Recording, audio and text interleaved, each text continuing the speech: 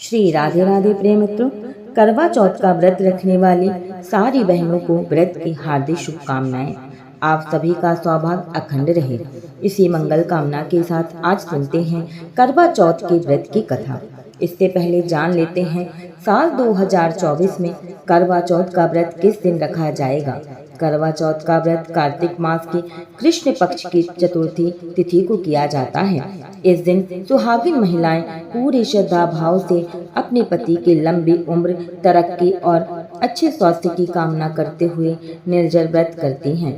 तो साल 2024 में करवा चौथ का व्रत 20 अक्टूबर रविवार को रखा जाएगा। तो इस दिन सुबह जल्दी उठकर नित्य कर्मों से निवृत्त होकर स्नान कर व व्रत का संकल्प लें। फिर निर्जल व्रत रखते हुए दोपहर को व्रत कथा सुने। अगर कोई बहन निर्जल व्रत नहीं रख सकती है तो कथा सुनने के बाद में चाय, दूध या फल ले सकते हैं। अब की बार रविवार को व्रत है तो 4:30 बजे से लेकर 6 बजे तक राहु काल का समय रहेगा। तो इस दौरान व्रत में जुड़ा हुआ कोई भी काम, पूजा पाठ या व्रत कथा ना सुने, क्योंकि राहु काल में शुभ काम वर्जित है। इस दिन चंद्रमा उदय होगा। रात्रि को 8:30 में चंद्र दर्शन करने के बाद में ही चौथ का व्रत का पारण किया जाता है। अब अपने सौभाग्य की कामना करते हुए सुनते हैं करवा चौथ की व्रत कथा। कहानी सुनने के लिए पहले पूजा की थाली तैयार करें और उसके बाद में पटे पर या गाय के गोबर से एक चौका लगा लें। उसके ऊपर थोड़े से चावल रखकर जल से भरा लोटा रखें और एक करबे में पानी रख लें। बाकी आपकी थाली में सारा सामान तैयार रखें। गेहूं, चावल, रोली, मोली। तो विधिवत गणेश जी की और चौथ माता की पूजा अर्चना करें। फिर माथे पर रोली से तिलक करें। चाहे आपने बिंदी लगाई है फिर भी रोली से तिलक अवश्य करें और हाथ में थोड़ी सी मेहंदी लगा लें। उसके ऊपर गेहूं के दाने लेकर कथा सुननी चाहिए। कथा समाप्त होने के बाद अपने सासू के चरण स्पर्श करें और कुछ रुपए उन्हें भेंट स्वरूप देकर उनका आशीर्वाद प्राप्त करें। तो चलिए सुनते हैं करवा चौथ व्रत कथा। शुरुआत में करेंगे हम गणेश जी की पूजा। गणेश जी की जय हो। गणेश जी को विघ्नहर्ता कहा जाता है। गणपति पूजन से सौभाग्य का आशीर्वाद मिलता है। गणेश जी की पूजा हर पूजा से पहले की जाती है। अपने पति की लंबी आयु के लिए गणेश जी की पूजा जरूर करें। ऐसी मान्यता है कि गणेश भगवान की पूजा करने से पति की लंबी आयु के साथ साथ ससुराल और मायके में हमेशा खुशियों से भरा रहता है। कहा कोई भी दुख और दरिद्रता नहीं आती। तो चलिए सुनते हैं अमर सुहाग की लंबी आयु देने वाली भगवान श्री गणेश जी की अद्भुत कहानी। तो बोलो गणेश जी महाराज की जय। एक साहूकार के 7 बेटे और एक बेटी थे। सातों भाइयों तथा बहन नित्य एक साथ प्रेम से भोजन किया करते थे। बहन का विवाह होने के बाद भाई भोजन करते समय बहन की याद करते और फिर अनमने से भोजन किया करते। जब कार्तिक से पहले बेटी विदा होकर घर आई तो घर में खुशी छा गई। अब बहन भाई फिर मिल बैठकर भोजन करने लगे। कार्तिक कृष्ण पक्ष में करवा चौथ का व्रत किया जाता है। घर में लड़कों की बहुएं, माँ और बहनें सभी ने व्रत रखा था। शाम को सातों भाई भोजन करने बैठे तो उन्होंने बहन को भोजन करने के लिए कहा। बहन बोली, आज वह तो चंद्रमा निकलने पर ही अर्घ्य देकर भोजन करेगी। भाई चुप होकर भोजन करने को तैयार हो गए, पर सबसे छोटा भाई बहन से बहुत प्यार करता था। उसने सोचा कि बहन चंद्र के निकलने तक कैसे भूखी रहेगी। उसने भाइयों से सलाह करके वृक्ष के सारे सीढ़ी लगाई और चलनी के पीछे दीपक रखकर उसके प्रकाश को चंद्रमा बता दिया और भोली बहन को अर्घ देने को कहा। भाइयों ने इस तरह बहन से अर्घ दिलाकर भोजन करने को कहा। बहन ने अपनी भाभियों से भी भोजन करने को कहा, किंतु उन्होंने भाइयों के द्वारा छल किया जाना बताकर ननद को भी भोजन करने को मना किया। फिर भी भोली बहन ने भाइयों के बहकाने में आकर भोजन कर लिया। बहन जब भोजन करने बैठी तो पहले ग्रास में बाल निकला, दूसरा कौर मुंह तक पहुंचने पर कुत्ते ने कान फटफटाए। इस तरह 2 अपशकुनों के बाद भी बहन ने भाइयों के साथ कुछ भोजन कर लिया। लेकिन तभी उसकी ससुराल से उसके पति की तबीयत खराब होने की खबर आ गई। वह छोटे भाई को लेकर जब तक ससुराल पहुंची तब तक पति की मृत्यु हो चुकी थी। वहां उसकी मौत पर भारी कोहराम मचा हुआ था। माँ ने अपनी लड़की को ससुराल भेजते समय समझाया था कि जब वह पति के गांव पहुंचे तो घर जाते समय रास्ते में जो भी बड़े व्यक्ति और स्त्रियां मिले उनके पांव छूती जाना और आशीर्वाद प्राप्त करना। उसने ऐसा ही किया। जब वह पति के घर पहुंची तो वहां का हाल देखकर वह हतप्रभ हो गई।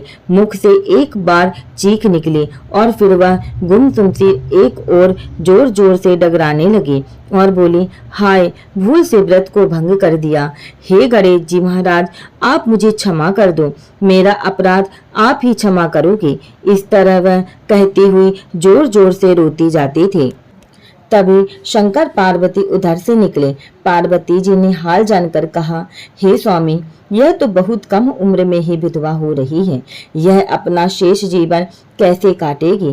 प्रभु, आप कुछ कीजिए। शंकर भगवान बोले, प्रिय, आपका कहना सही है, किंतु यह अपराध तो गणेश जी के प्रति हुआ है, वही इसे संभालेंगे। उन्होंने गणेश जी से उसी सुहागिन बने रहने के लिए कुछ करने को कहा।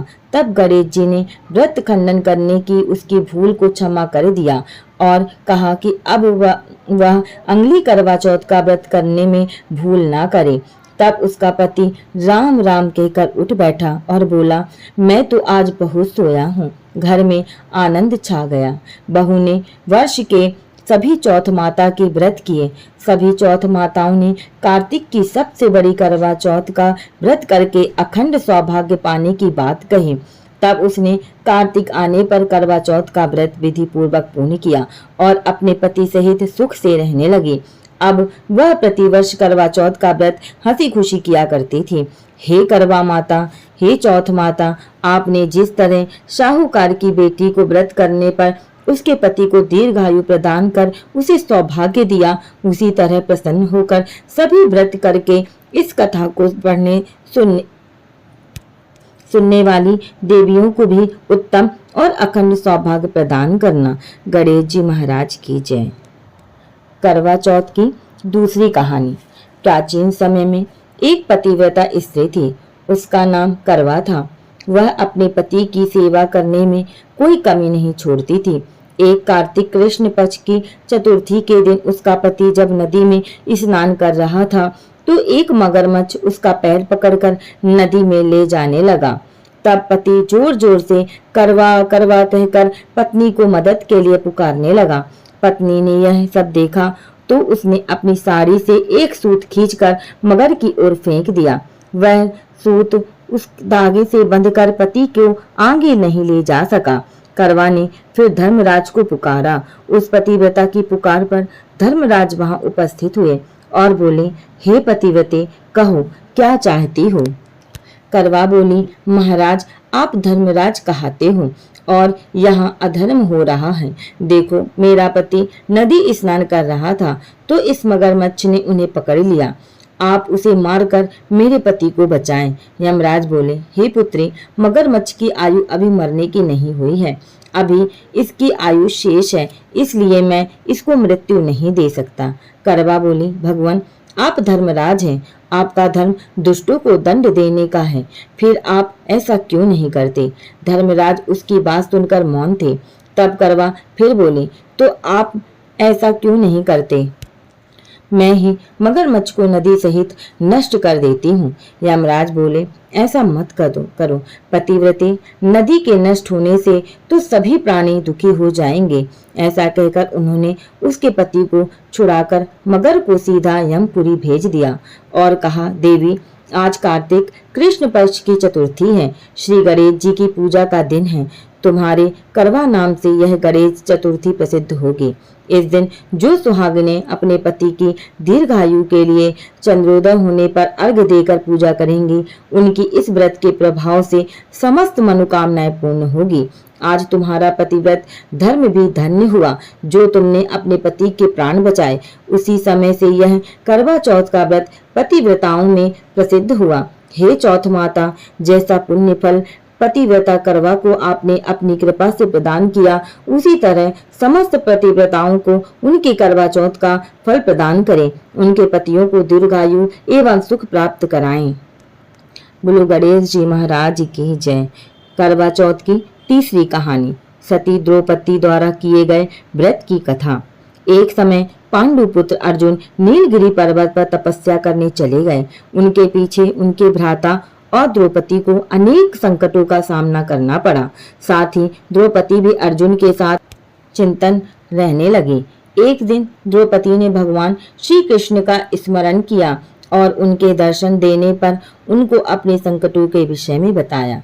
तब शोकाकुल सती द्रौपदी को धैर्य बांधते हुए श्री कृष्ण ने संकटों के निवारण हेतु एक प्राचीन कथा सुनाकर यह व्रतानुष्ठान करने का परामर्श दिया।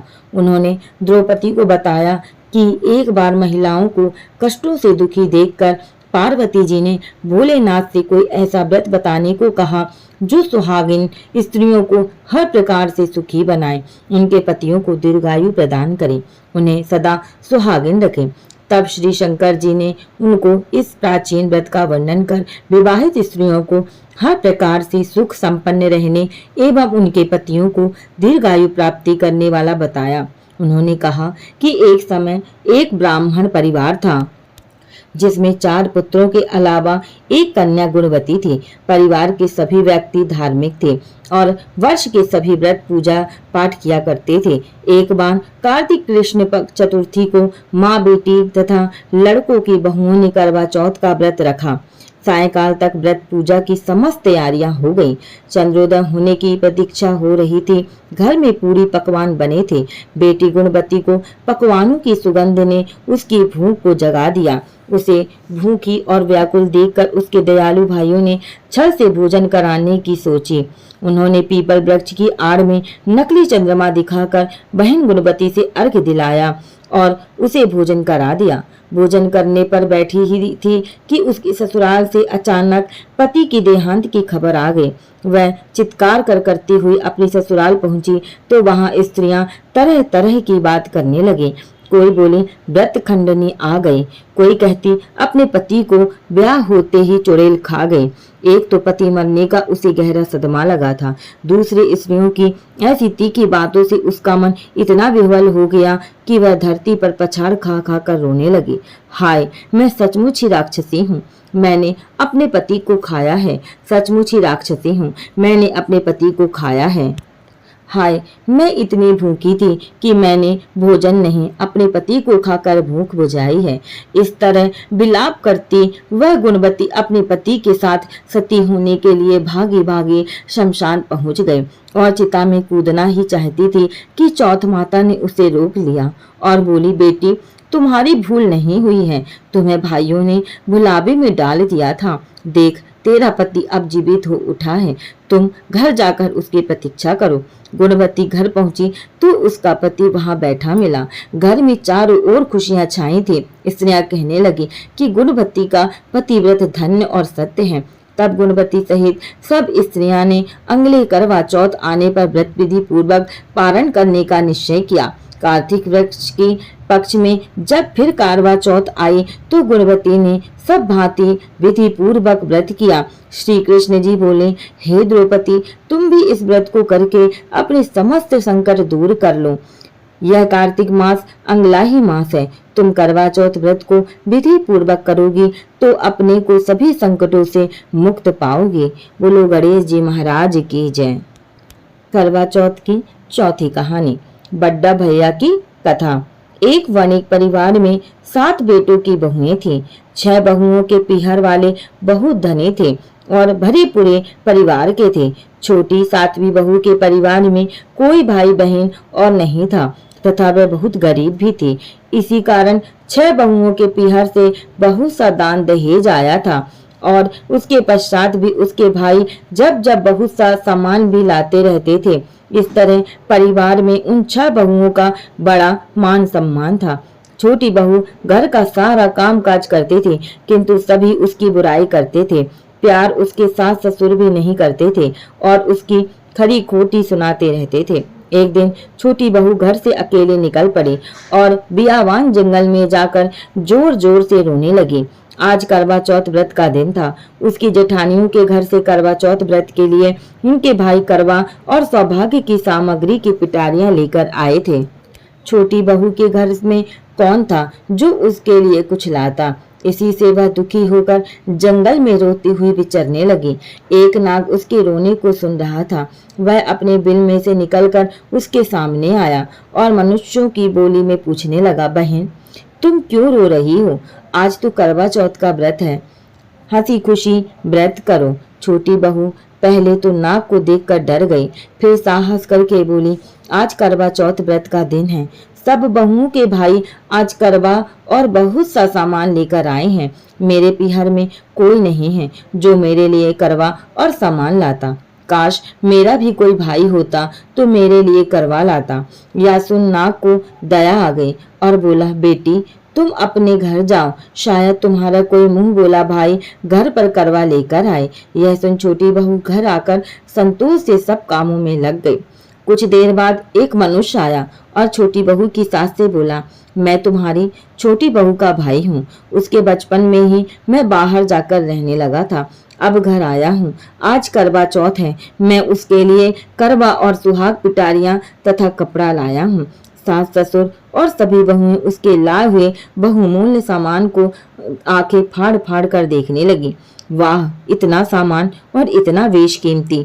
छोटी बहू ने प्रसन्न होकर अपने भाई का सत्कार किया और सास ससुर ने भी उसको प्रेम से भोजन आदि कराकर विश्राम करने को कहा। करवा चौथ का व्रत हंसी खुशी हो गया। अगले दिन छोटी बहू का भाई उसकी सास से बोला, माताजी मैं बहन को कुछ दिन घर ले जाकर रखूंगा, आप इसे मेरे साथ भेज दें। सास ने उसे प्रसन्नता पूर्वक उस भाई के साथ भेज दिया। वह मनुष्य रूप में नागों का राजा था। वह उसे ससुराल से अपने महल में ले आया और बोला, बहन तुम जितने दिन रह सको यहाँ हंसी खुशी रहो, अपनी इच्छा अनुसार खाओ पियो और सारे महल में मर्जी हो वहाँ घूमो, लेकिन यह ख्याल रखना कि सामने वाली नाद का ढक्कन उठाकर कुछ देखना नहीं। छोटी बहू के महल में आराम से रह रही थी। एक दिन जब भाई कहीं गया था तो उसने नाद का ढक्कन उठाकर देखने का विचार किया। उसने सुने महल में नाद के ढक्कन को उठाया तो उसे उसमें नाग के बच्चे इधर उधर घूमते मिले। जब उसे किसी के आने का आभास हुआ तो उसने जल्दी से उस ढक्कन को रख दिया। जल्दी जल्दी में ढक्कन रखने में एक नाग के बच्चे की पूंछ पर ढक्कन पड़ गया और वह उससे कट गई। शाम को नाग भैया आया। बहन ने सच बात कहकर अपनी गलती मानते हुए भाई से क्षमा मांगी। नाग भैया ने उसे क्षमा कर दिया। वह पूंछ काटा नाग बड्डा बड्डा नाम से बड़ा चिढ़ता था। उसने एक दिन नागिन माँ से पूछा उसकी पूंछ कैसे कटी।